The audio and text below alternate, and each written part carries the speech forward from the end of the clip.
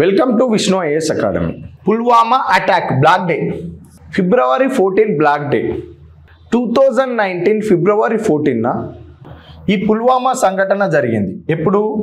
2019 February 14న Jammu Kashmir రాష్ట్రంలోని ఖైబర్ పంత్ ప్రావిన్స్లో పుల్వామా డిస్టిక్లో గల అవంతిపుర అనే ఒక ప్రాంతంలో సిఆర్పిఎఫ్ జవాన్లకు సంబంధించిన వెహికల్ని పాకిస్తాన్ ఉగ్రవాదులకు సంబంధించిన కారు ఒకటి వచ్చి వేగంగా ఢీకొనడం ద్వారా 40 మంది సిఆర్పిఎఫ్ జవాన్లు వీరమరణం పొందారు. ఎక్కడ జరిగింది ఇది? పాకిస్తాన్ ఉగ్రవాదులకు సంబంధించిన అటాక్ కదా ఇది. జమ్మూ కాశ్మీర్ రాష్ట్రంలోని ఖైబర్ పంత్ ప్రావిన్స్లో పుల్వామా జిల్లాలోని అవంతిపుర అనే ఒక ప్రాంతంలో సిఆర్పిఎఫ్ బెటాలియన్కి సంబంధించిన కాన్వాయ్ ఇట్లా వెళ్తున్న సందర్భంలో పాకిస్తాన్ ఉగ్రవాదుల దాడులలో భాగంగా ఆ దాడిలో భాగంగా జరిగిన ఒక అటాక్ ఏంటిదంటే, వారు పాకిస్తాన్ ఉగ్రవాది ఒకతను ఇక్కడ నుంచి కారును వేగంగా తీసుకొచ్చి ఒక వ్యాన్ను ఢీకొనడం జరిగింది. ఆ కారులో విధ్వంసకర ప్రేలుడు పదార్థాలు ఉన్నాయి. అంటే ఇలా వచ్చిన కారు వెంటనే ఇక్కడ ఏ వ్యాన్కి అయితే తగిలిందో ఆ వ్యాన్ వెంటనే పేలిపోయింది. కారు పేలిపోయింది, ఆ వ్యాన్ పేలిపోయింది. ఆ సిఆర్పిఎఫ్ జవాన్లు ప్రయాణిస్తున్న వ్యాన్లో 40 మంది సిఆర్పిఎఫ్ జవాన్లు ఉన్నారు. ఆ సిఆర్పిఎఫ్ జవాన్లు వెంటనే ఇట్లా ముక్కలు అయిపోయారు. ఇక్కడ 40 మంది జవాన్లు పాకిస్తాన్ యొక్క దాడిలో, ఉగ్రవాదుల దాడిలో భాగంగా 40 మంది సిఆర్పిఎఫ్ జవాన్లు వీరమరణం పొందారు. ఎప్పుడు? ఫిబ్రవరి 14 నాడు, 2019 ఫిబ్రవరి 14 నాడు. ఈ సిఆర్పిఎఫ్ జవాన్ల కాన్వాయ్ వెళ్తున్న సందర్భంలో జరిగిన దాడిలో భాగంగా 40 మంది సిఆర్పిఎఫ్ జవాన్లు వీరమరణం పొందారు. ఇక్కడున్న ఇవన్నీ ఆ రోజు హుటాహుటిన భారత ప్రభుత్వం చేసిన చర్య ఏంటిదంటే, క్యాబినెట్ మినిస్ట్రీ పెట్టుకొని ఈ దాడిలో భాగంగా భారతదేశం ప్రతీకార చర్య ఏ విధంగా తీసుకోవాలి, సర్జికల్ స్ట్రైక్ అనేది నిర్వహించాలని చెప్పి నిర్ణయించుకొని భారతదేశం ఆ సర్జికల్ స్ట్రైక్కి సంబంధించిన ఒక నమూనాను తీసుకున్నది. అసలు సర్జికల్ స్ట్రైక్ ఏ విధంగా చేయాలి, ఎదురుదాడి ఏ విధంగా చేయాలి, ఈ ఘటన జరగడానికి కావలసిన ప్లాన్ ఎక్కడ చేసిర్రు, ఆ ఉగ్రవాద స్థావరాలు ఎక్కడున్నాయి, వాటికి సంబంధించిన సమాచారాన్ని సేకరించాలి. సంబంధించిన సమాచారం సేకరించిన వెంటనే ఎదురుదాడి ఏ విధంగా చేయాలి, వీటి కోసం కేంద్ర ప్రభుత్వం 2 సంస్థల సహకారం తీసుకున్నది. ఆ 2 సంస్థలు ఏంటేంటివి అంటే, ఆ 2 సంస్థలు డిఆర్డిఓ, ఒకటి డిఆర్డిఓ, ఇస్రో. ఈ 2 సంస్థల సహాయంతో కేంద్ర ప్రభుత్వం 2019 ఫిబ్రవరి 26 అర్ధరాత్రి పూట 1 తర్వాత భారతదేశం నుంచి యుద్ధ విమానాలను పంపించి పాకిస్తాన్లో ఉన్న ఉగ్రవాద శిబిరాలను నేలమట్టం చేయడం జరిగింది. ఆ సర్జికల్ స్ట్రైక్లో భాగంగా ఇదంతా జరగడం కోసం ఈ 2 సంస్థల సహాయం ఏ విధంగా ఉపయోగపడ్డది అనేది ఒకసారి చూస్తే, ముందుగా ఇస్రో సహాయం ఏ విధంగా తీసుకుంది. ఇస్రో సహాయంలో భాగంగా భారతదేశము ఈ అటాక్ జరగడం కోసం 2 శాటిలైట్ని ఉపయోగించింది.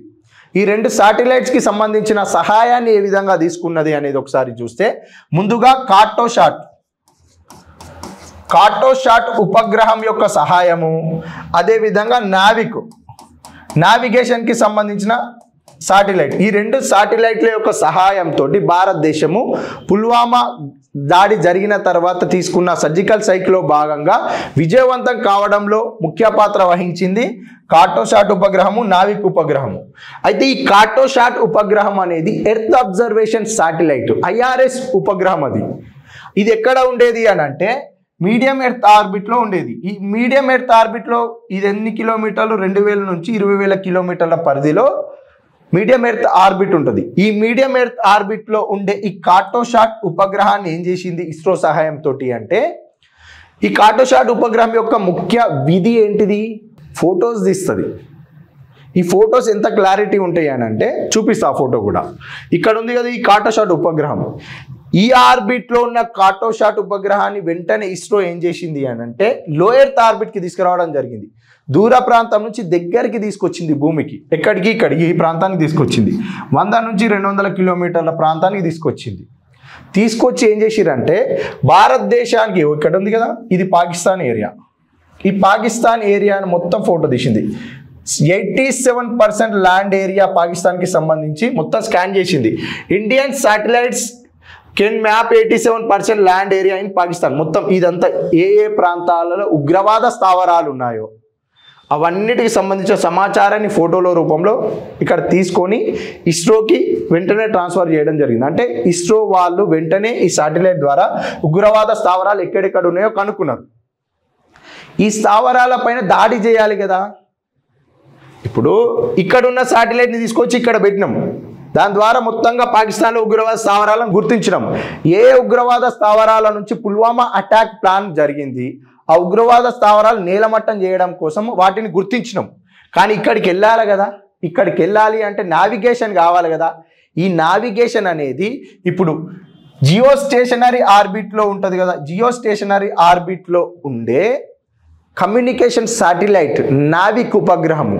ఈ నావిక్ ఉపగ్రహం భారతదేశం యొక్క నావిక్ ఉపగ్రహం ఉంది కదా, భారతదేశానికి సంబంధించిన నావిక్ ఉపగ్రహం ద్వారా ఇక్కడికి వెళ్ళే సమాచారాన్ని అంటే నావిగేషన్ తీసుకున్నది.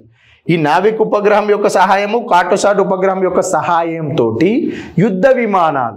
యుద్ధ విమానాలకు సంబంధించి ఎవరు చూసుకోవాలి? డిఆర్డిఓ వారు. డిఆర్డిఓ వారు చూసుకునే యుద్ధ విమానాలు ఏంటివి అని అంటే మిరాజ్ 2000 సర్జికల్ స్ట్రైక్లో భాగంగా ఉపయోగించిన యుద్ధ విమానాలు ఏంటివి? మిరాజ్ 2000 యుద్ధ విమానాలు, అదేవిధంగా సుఖోయ్ MK-30 ఈ యుద్ధ విమానాల ద్వారా సమాచారం సేకరించినాం కదా. ఆ సమాచారం ఏంటిది? ఇగో ఇక్కడ ఇంతసేపు మనం మాట్లాడుకున్న కార్టోసాట్ ఉపగ్రహం తీసిన పిక్చర్స్ ఉన్నాయి కదా, ఇగో ఇవే ఫోటోలు. ఏంటేంటివి? బాలాకోట్, ముజాఫరాబాద్, చకోటి ఈ ఉగ్రవాద స్థావరాల నుండే పుల్వామా అటాక్కి సంబంధించిన ప్లాన్ చేయడం జరిగింది. వీటిని నేలమట్టం చేయడం కోసము డిఆర్డిఓ వారి సహాయం, ఇస్రో సహాయం తీసుకుంది. డిఆర్డిఓ వారి ఆధ్వర్యంలో మిరాజ్ 2000 యుద్ధ విమానాలు, అదేవిధంగా సుఖోయ్ MK-30 యుద్ధ విమానాలు రెండింటిని ఉపయోగించి రెండింటిని అంటే ఈ రెండు రకాల యుద్ధ విమానాలను ఉపయోగించి ఇక్కడ అటాక్ చేయడం జరిగింది. వేటిపైన? బాలాకోట్, ముజాఫరాబాద్, చకోటి ఇవేంటి? ఉగ్రవాద శిబిరాలు, ఉగ్రవాద స్థావరాలు. వీటిని నేలమట్టం చేసి ఎప్పుడు ఫిబ్రవరి 26 అర్ధరాత్రి పూట 1 తర్వాత బయలుదేరిన యుద్ధ విమానాలు మరి 4 గంటల వరకు వారి పని పూర్తి చేసుకుని క్షేమంగా భారతదేశానికి తిరిగి రావడం జరిగింది. ఈ సర్జికల్ స్ట్రైక్ అనేది విజయవంతమైంది. దేనికి ప్రతీకగా చేసిన సర్జికల్ స్ట్రైక్ ఇది? పుల్వామా దాడికి సంఘటన కోసము ప్రతీకగా తీసుకున్న సర్జికల్ స్ట్రైక్ని విజయవంతంగా వారి యొక్క స్థావరాలను నేలమట్టం చేసి వచ్చారు.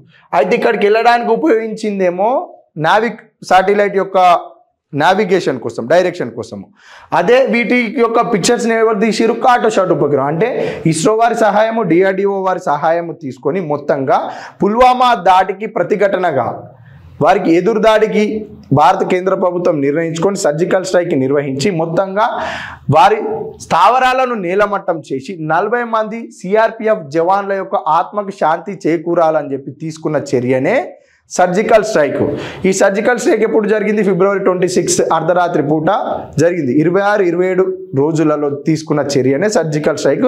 దీనిలో భారతదేశం విజయవంతంగా నిలవడం జరిగింది. ఈ అంశాలు చూసుకోవాలి. మొత్తంగా సిఆర్పిఎఫ్ జవాన్లు ఎంతమంది మరణించారు? 40 మంది మరణించారు. ఈ అంశం కూడా చూసుకోవాలి.